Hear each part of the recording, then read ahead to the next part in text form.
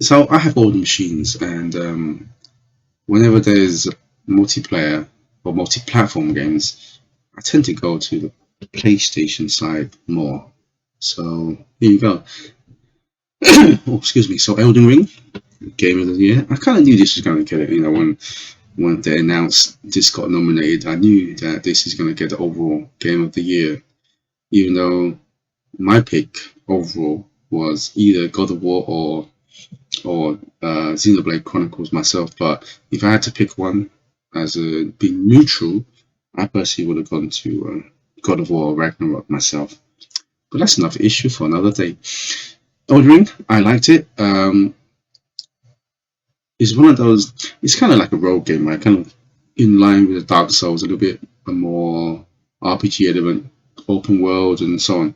I liked it, but give it a thumbs up. I didn't give it a star because um, when it comes to these games, like Dark Souls games, I enjoy them, but I have not actually completed any Dark Souls games.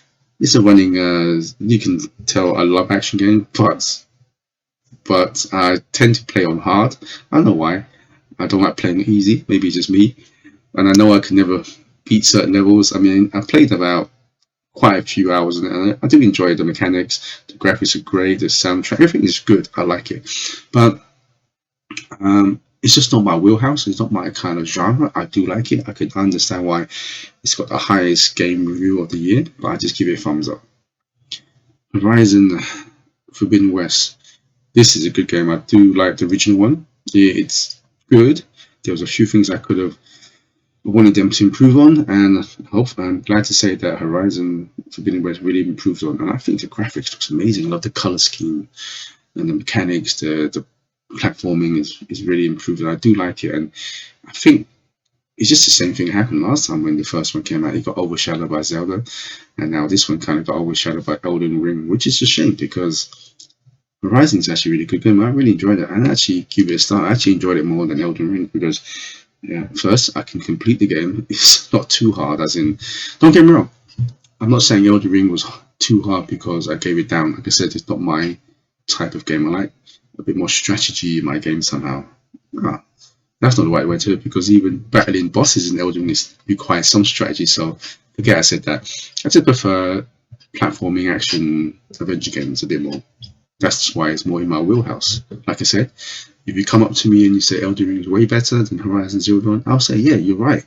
Like I said, I can understand why Elden Ring is so good to some people. Let's move on to Gran Turismo 7. Wow, it's been a long time since I actually played the Gran Turismo game. Racing games, I do like them. I don't mind them every now and again, but it's not my first choice. So, I didn't pay full price. I waited for this to go down in price, and I went to one of my kind of second-hand stores, and I think I picked it up for about £15. So I played it. That's not bad. Graphics are great. I mean, most racing games nowadays, it's hard to find a racing game that has bad graphics. Okay, The Last of Us Part 1, kind of like a remake of, look, technically it's remake or remastered, I don't know what they call it. They've improved the graphics a lot more. Textures improve. Some of the mechanics a lot improve. It's I thought the first one on the PS3 was amazing. I think that was probably my favorite game. That and a few other, but it's definitely in the top three of my best games on the PS3. I even got the remasters on the PS4. I got the side quests with Ellie. I got all of those. And then when I heard they're making part two, I was all chuffed looking at the graphics. It looks so amazing. I played it, and you remember the big things, controversial and all that stuff going down when The Last of Us Part 2 came out. Don't get me wrong, I thought it was a good game, but there's some choices, some themes I didn't like, and it kind of put The Last of Us down the peg for my kind of top game franchises. So no, I'm kind of happy that they made part one, which I found still good. Aside from the graphics and all the basic improvements, this is still kind of the same game, So give it a thumbs up because it doesn't have the kind of what do you call it? The first game was all that shocking value, but no, you know the story, so it's never going to be a star game that you remember when you first played it back in the day. Final Fantasy Crisis Core Reunion Edition. Of course, this is a remake, remaster. I don't know what Square has called it, of the Crisis Core on the PSP, which was like a prequel to Final Fantasy VII. Focuses on the Zack, and you can see his relationship with Sephiroth and Cloud and so on. This is like another Final Fantasy VII that improved almost every aspect of things. There's a few other things in there that they could have improved, but hey, it's still a great game. Like I say, big RPG person, and I've always liked Final Fantasy Crisis Core on the PSP, so I was happy they remade this, and they did a really good job. Thumbs up. King of Fighters, always loved my King of Fighters games on the Neo Geo all the way to now. I think I had the most King of Fighters on the Sega system, like Sega Saturn, Sega Dreamcast. I don't know why. I think because the Sega Saturn one had the controller had 6 buttons, and I felt it was better to play. Oh, excuse me, better to play 2D beat 'em up games on the Saturn. And since then, I purchased all the 2D beat 'em ups on Saturn. Then it kind of just evolved into the Dreamcast, I suppose. Anyway, and now there's no Sega, so I just use the PlayStation now as all the beat 'em up places. So, yep, big fan of King of Fighters. Some people may think it's just okay, but I suppose it's just me. I'm a big fan of that. Now, Tiny Tina Wonderlands. I did a video about a year, nearly 2 years now, about the Borderlands series is my favorite first-person RPG. I remember playing that originally on the Xbox 360. And I was taken by the graphics. It's got kind of cel shading. It had a sense of humor. Excuse me again. And looting, one of the. I think what Gearbox knows is if you are a fan of like genres like this, geeky stuff, right? We tend to be collectors. And we archive things, we collect things, we like physical things. Like me, I still buy a lot of physical Blu-rays and games. I collecting action figures and so on. We just collect things, right? It's part of our DNA, I suppose, being a geek. And this game had this system, looting, opening every single treasure chest, finding a new weapon, and so that really, you can spend hours on that, really. So, and this is kind of like the Tiny Tina DLC from the Borderlands 2, but they made it a full game. So this game is, in my opinion, it's better than the first Borderlands, better than the Borderlands 0, the cycle, but it's not as good as 2 or 3. I do like it. A couple of things. I think there's an enemy type. It's a bit limited. Overall, I did like it. I loved I thought the story was fun. Graphics were great.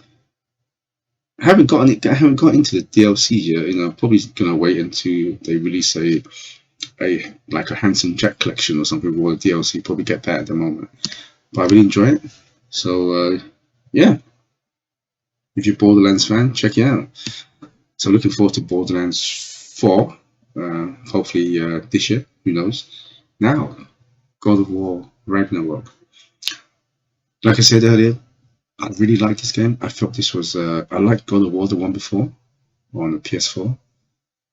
I actually think this one's better on almost all aspects. The mechanics, gameplay, graphics. I thought the story was better. I really enjoyed this game. This is, in my opinion, my favorite Sony PlayStation 5 game of last year. And as an independent, if I was independent, I wasn't a fan of a specific genre.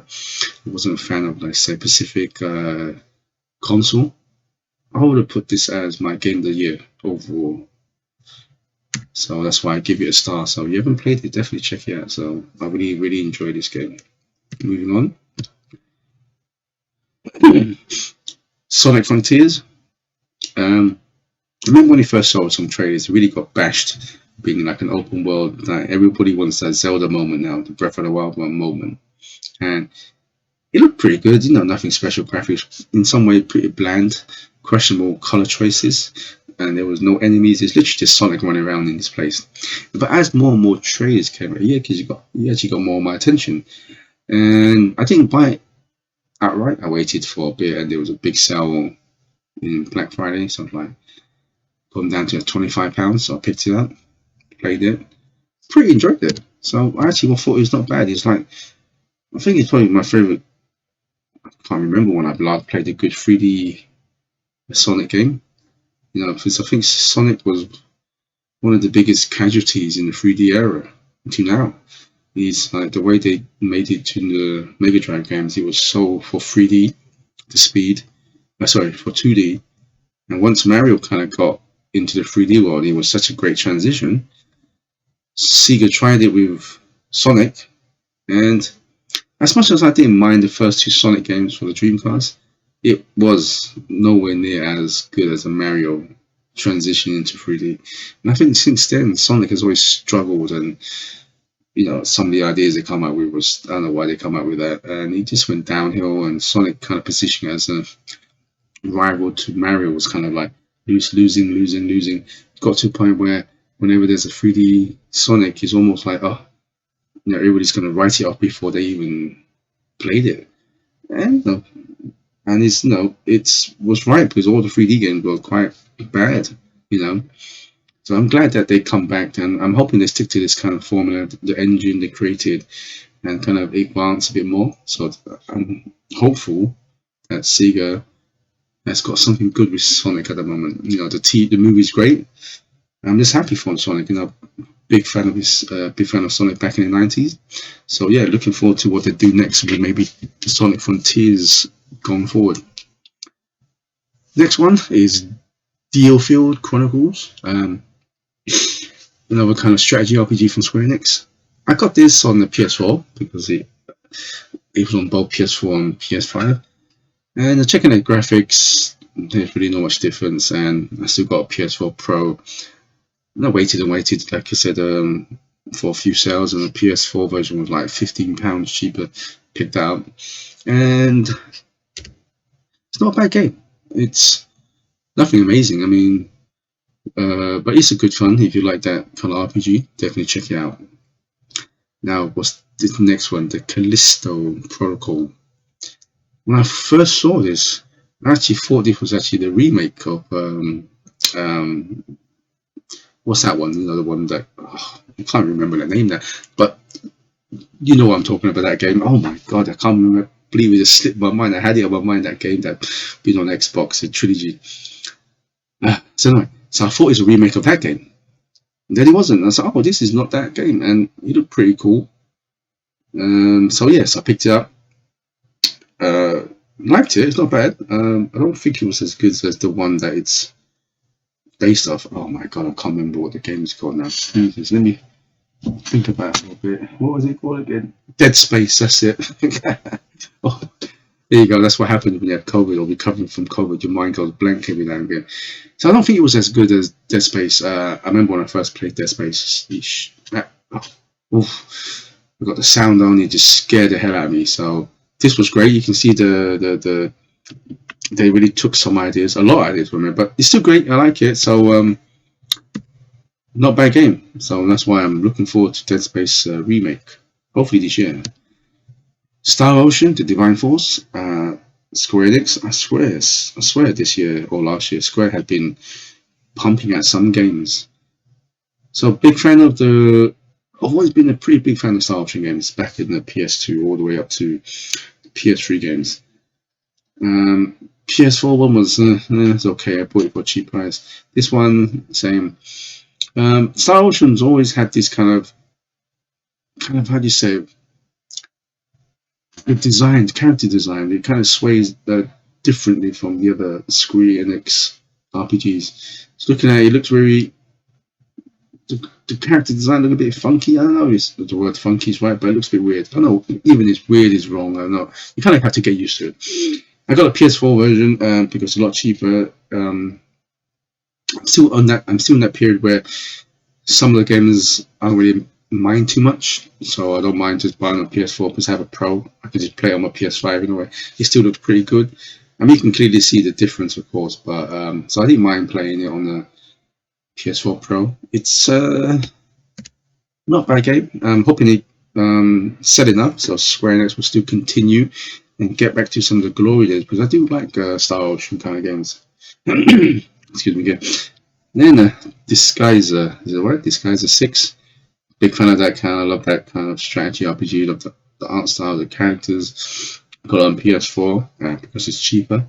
And yeah, I mean, it's not really graphical intense game, so you don't really need it on a PS5. Not bad again. And Valkyrie Elysia, another Square Enix game. Last time I played this was PS2, which I liked.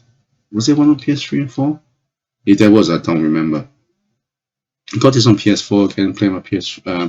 Yeah, I've seen the side by side on the YouTube. I mean, clearly PS5 has much more smooth and all that kind of good stuff, but just for the price, and it's a game that, like I said, I don't mind. It's not my top priority game, so I didn't mind. I'm having it just a bit less quality. You know, it does a good job. It still plays well. It's a lot cheaper. Again, £15 cheaper compared to the PS5. So not bad game. Now the last one, even though I said this is a Sony section, because honestly, this is the only game I've actually played on my Xbox. Like I said earlier on, if there's a multi-platform game, I tend to buy on the PlayStation first. And this year, it's literally, I'm actually, when I was doing this video, I was thinking, what have I played on Xbox? And, you know, there's literally no exclusive. All that stuff has been delayed. We all know Microsoft is kind of involved with all that legal action with Bethesda and a few other things.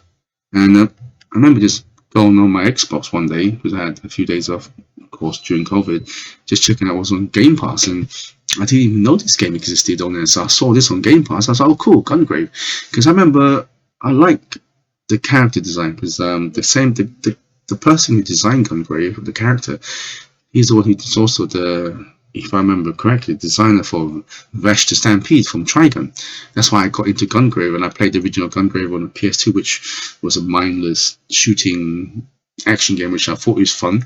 And yeah, so I have Game Pass, so I just downloaded it, never paid for it. Well, I'm paying for it because I got the subscription, of course, but so downloaded it, played it.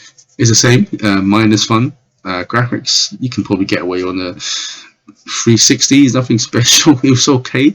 I still think Gungrave himself looks amazing. I love the character design. And actually prompted me thinking that hopefully they can do maybe another anime series. I mean, the original anime series was pretty cool. So maybe we need another anime series from Gungrave, because I always like the character. So it's not a bad game. If you like that kind of stuff, that is just fun, no brainer, just couple hours here. And it was on Xbox Game Pass. I didn't even know. That's how bad it is. So I just say thank you for watching, and let me know what your games highlights are really. But to recap, though, I think we had a really good game. 2022, we had a really big variety of games to play. The only letdown I would say is Xbox. I mean, I've got the Series S. I mean, sorry, Series X. I've not really played much with anything. I've played with most of the games that is from the previous generation, just updated graphics. But that's one downside is Xbox. I mean, seriously, lucky Microsoft has so much money that they can carry a console for a year without any exclusives. I mean, no other company can do that, and Microsoft is just thankful they got so much money to keep Xbox alive without an exclusive. So, looking forward to some of the exclusives this year, see what they got, and who knows. I'll report back this time next year and see what my top games are or the rubbish games are, and maybe we see a handful more of Xbox exclusive on this list. So anyway, I'd like to say thank you and for staying to this and watching. Yeah, please let me know what was your highlights and your duds, your poo games and so on. And please subscribe for more Talking Geeky stuff. Until next time, good morning, good afternoon and good evening. And please stay safe. Goodbye.